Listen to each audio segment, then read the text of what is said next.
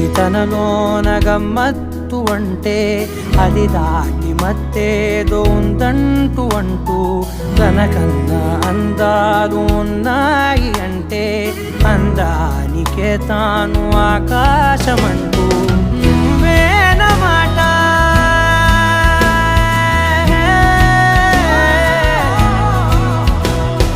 నువ్వేనమాట వినకుంటే మనసా తానేని మాట వింటుందా ఆశ నా మాటలు నేనెవరో తెలుసా నాతోనే ఉంటావు నన్నే నడిపిస్తావు నన్నాడిపిస్తావే మనసా మనసా మనసా మనసార బతిమాల తన వలలో పడబోకే మనసా పిలిచా